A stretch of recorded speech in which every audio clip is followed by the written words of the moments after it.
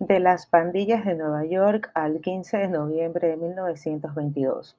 Ese bien podría ser el título alternativo del texto Prehistoria de la época de protesta, conflicto de espacio y escena del 15 de noviembre de 1922 que presentan los doctores Rubén Aroca Jácome y Andrea Ocaño Caña. Los autores de este trabajo buscamos establecer una relación entre lo que plantea la película, que esperamos que muchos de ustedes conozcan y hayan visto, y lo acontecido el 15 de noviembre. ¿Podemos acaso cambiar la historia por el territorio? Recordarán ustedes que la trama de la película comienza en 1846 y rápidamente salta a 1862, donde las principales problemáticas de la época eran la inmigración irlandesa a la ciudad de Nueva York y la guerra de secesión que estaba en ese momento en curso.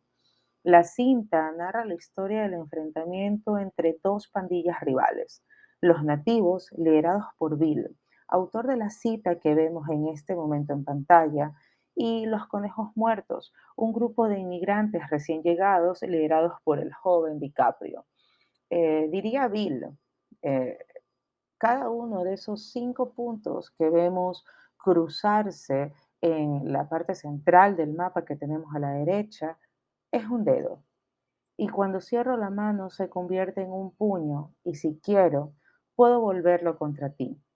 Podemos adivinar a quién le dirigía esa oración Bill a lo largo de la película. ¿Qué es lo que el director de la película, el aclamado Martin Scorsese, vio sobre Nueva York y cómo entendió esta historia como un campo de batalla de la democracia estadounidense moderna? En sus palabras, lo cito, diría Martín, el país estaba disponible para quien lo tomase y Nueva York era un barril de pólvora. Este era el Estados Unidos, no del oeste con sus espacios abiertos, sino el de la claustrofobia, donde todo el mundo estaba apretado. Por un lado, tenías la primera gran ola de inmigrantes, los irlandeses, que eran católicos y eran leales al Vaticano. Por otro lado, estaban los nativistas, que sentían que eran quienes habían luchado, derramado sangre y muerto por la nación. Vieron a los irlandeses bajándose de los botes y dijeron, ¿qué están haciendo aquí? Era un caos tribal. Gradualmente hubo un entendimiento democrático a medida que la gente aprendía de algún modo a convivir juntos, calle por calle, manzana por manzana. Si la democracia no se daba en Nueva York, no se iba a dar en ningún lado. Aventura el director de esta película. Podemos ver que en este film, que además ha sido sumamente aclamado por la crítica, que se muestra un aparente conflicto en el que confluyen varios temas, ¿no? Está la política, la migración, las rivalidades de las bandas urbanas. Sin embargo, si prestamos atención en el fondo, yace un objeto, un análisis de tipo de uso del espacio.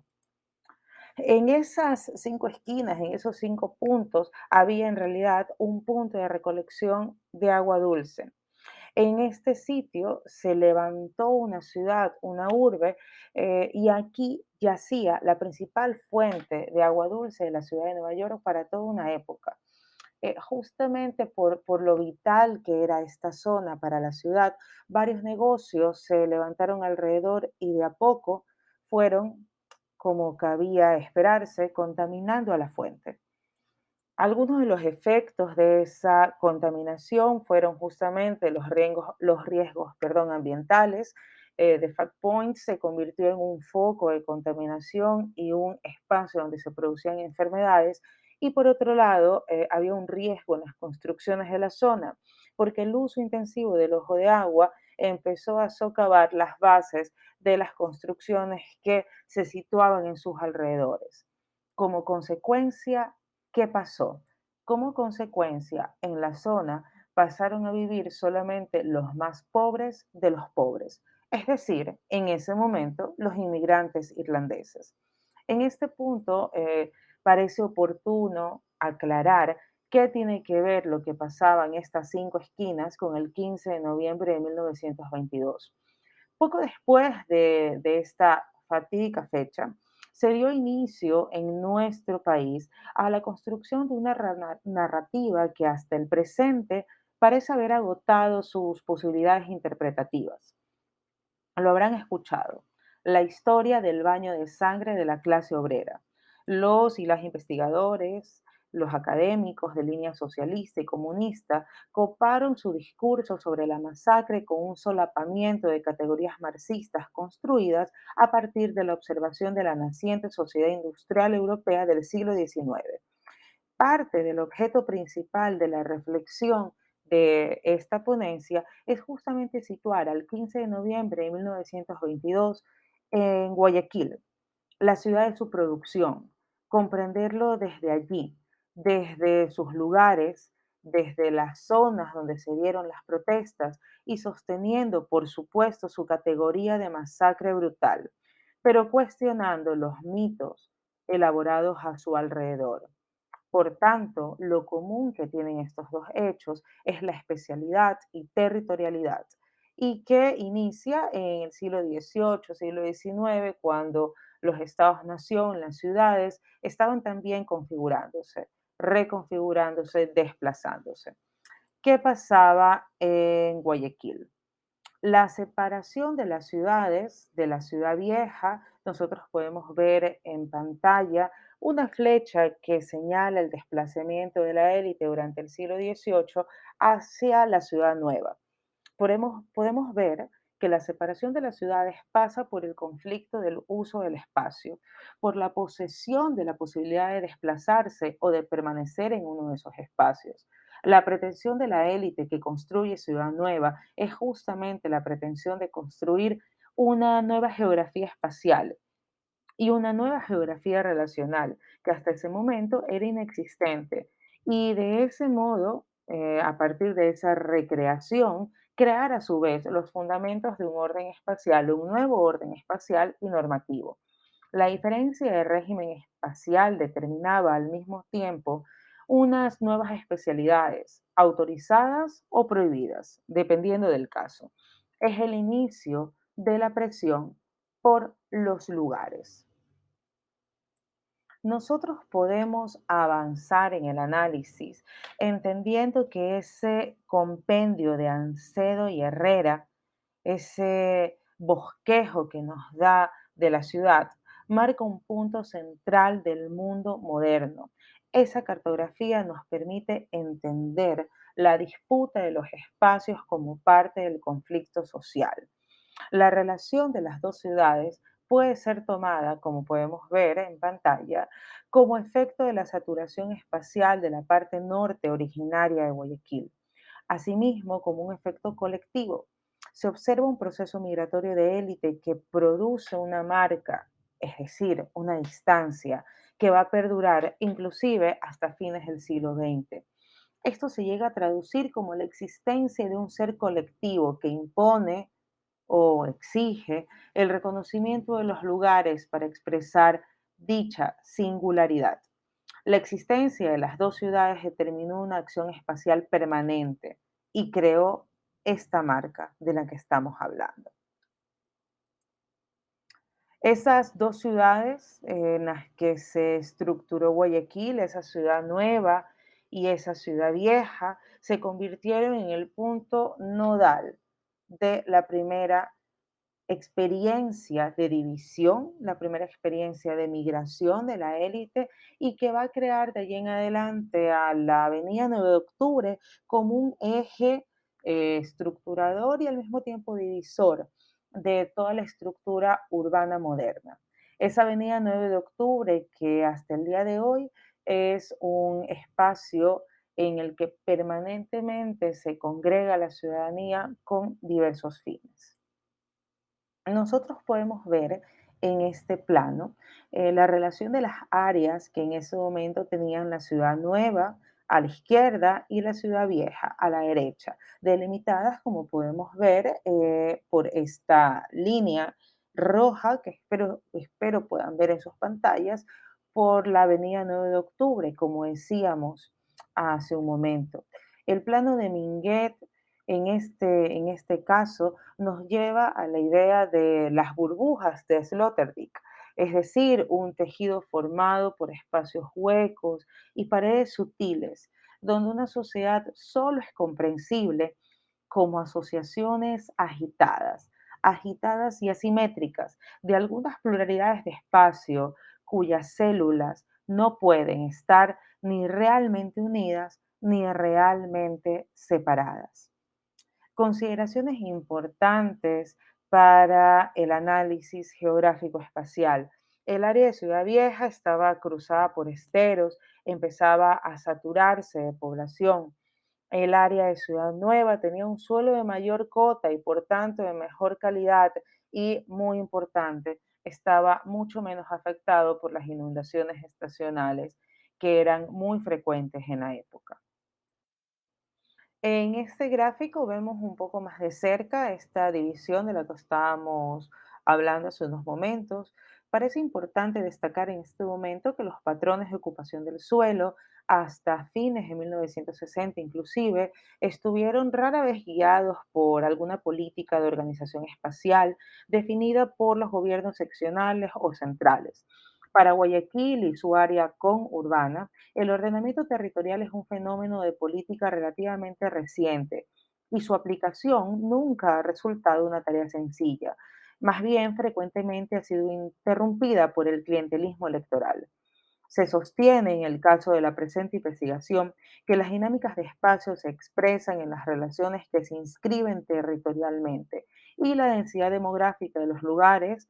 Es válido estos principios para entender tanto la zona urbana como sus áreas de influencia, y más precisamente en el caso de la superficie que podría denominarse urbana en ese Guayaquil de inicios del siglo XX.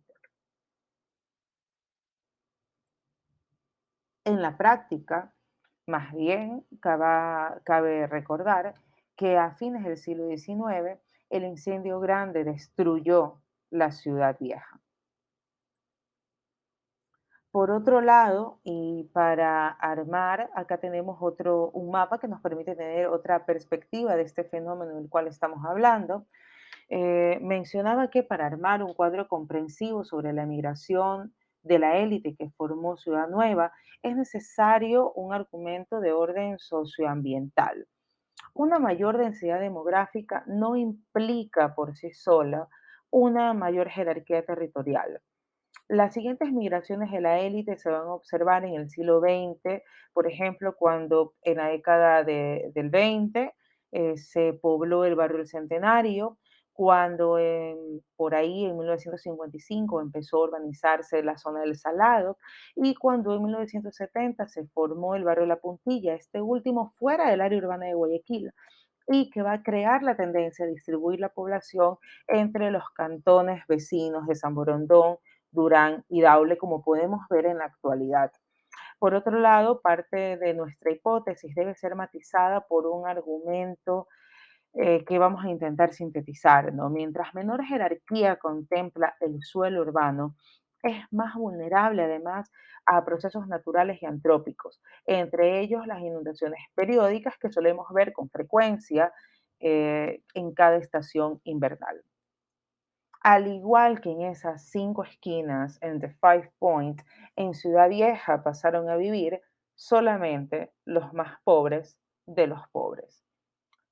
¿Qué efectos podemos ver a partir de esa dinámica? En el área de Ciudad Vieja, para inicios del siglo XX, el municipio de Guayaquil determinó algunas normativas de ordenamiento de uso del suelo, que implicaban algunos reordenamientos importantes en los patrones de habitación, mientras que en el área de Ciudad Nueva, el ordenamiento del suelo, perdón, no fue realmente significativo y en 1920 se inició rápidamente la construcción de los servicios básicos de alcantarillado y baterías sanitarias. Si se observan las protestas de esos días de 1922, el 14 de noviembre las protestas permanecen en Ciudad Vieja y el 15 de noviembre es cuando incursionan en Ciudad Nueva. En otras palabras, los eventos relacionados a lo que hoy conocemos como 15 de noviembre de 1922 tienen como marco la urbanización y el crecimiento poblacional en un impulso no observado con anterioridad. Esto es, el surgimiento de nuevas complejidades urbanas que cruzarían ampliamente el siglo XX como constantes y cuyo tratamiento, aunque debe ser, por supuesto, objeto de estudio, nos atrevemos a sostener que fue lento y poco acertado. Los conflictos urbanos que observamos producirse desde inicio del siglo XX se originan en ordenamientos del espacio del siglo pasado y el siglo anterior. Nosotros podemos ver acá en el mapa en pantalla esos desplazamientos que tuvieron las concentraciones tanto del 14 como del 15 de noviembre, ¿no? El 14 de noviembre aproximadamente a las 2 de la tarde por la zona de la Plaza Colón, mientras que el 15 de noviembre, cerca de la 1 de la tarde, desde el centro urbano se congregaron las masas protestantes y avanzaron hacia Ciudad Nueva. Nosotros podemos ver que la política inicia con la construcción social de espacio y distancia. Como hemos pretendido bosquejar anteriormente, una de las ideas que entra en crisis en la confluencia de los factores anotados anteriormente se refiere justamente al concepto del espacio, es decir, la concepción territorial de la sociedad. Esto lleva a la necesidad de pensar ciertos procesos en una especie de continuo, de flujo, donde circulan el poder de control, donde circulan además la protesta, así como sus narrativas. No es que con esto se pretenda la producción de puntos sin espacio. Lo que se plantea es que dicho criterio no es totalmente aplicable a la sociedad. Definimos el 15 de noviembre de 1922 como una protesta local y totalmente nueva, un conflicto donde lo espacial como política juega una parte central. Las protestas contemporáneas, por su parte, poseen narrativas preestablecidas, lo cual permite de antemano contar con un principio de sentido. Para lo contemporáneo, Hart y Negri denominaron a la protesta como protesta en red o multitud, comprendiendo que ésta se desarrolla no en el espacio del terreno nacional, sino en el de la biopolítica. Esta ponencia sostiene que los eventos de la época no tienen una representación estética previa y por tanto resultan colectivamente irreconocibles. El espanto que ello produce conduce a un resultado fatal de que tenemos muchos datos de los que ya hemos hablado y esperamos seguir hablando estos días. De este modo, cuando hablamos de protesta, hablamos de la sociedad y de las complejidades no resueltas o tratadas por los sistemas sociales. La protesta es tal porque su funcionalidad es incierta. Algunas de las conclusiones que nos atrevemos a adelantar, y ya para ir cerrando, podemos ver que poco después de los eventos del 15 de noviembre se dio inicio a la construcción, como mencionábamos, de una narrativa que hasta el presente parece haber agotado sus posibilidades interpretativas. La historia del baño de sangre. La mayor parte de los historiadores, hemos dicho, han solapado sus discursos en unas categorías que no son propias para entender las dinámicas que acontecían en nuestro país, en nuestra ciudad. Nosotros podemos ver que parte del objeto principal de esta reflexión ha sido justamente resituar al 15 de noviembre en la ciudad de su producción, en Guayaquil, comprenderlo allí y sosteniendo, por supuesto, su categoría de masacre brutal, pero cuestionando los mitos elaborados a su alrededor. En una apurada síntesis, cuando hablamos de protesta, hablamos de la sociedad y de sus complejidades emergentes y no resueltas. Repitiendo, la protesta es tal porque su funcionalidad es incierta. Y sin duda, el 15 de noviembre de 1922 fue un proceso de protesta, un fenómeno de la sociedad, un cuestionamiento al orden local y a su política. Parece que vamos cerrando. Hay algunos datos que se nos quedan sobre la mesa y que podrán ser ampliados a partir de la lectura atenta de la ponencia que acompaña a esta exposición. Muchas gracias.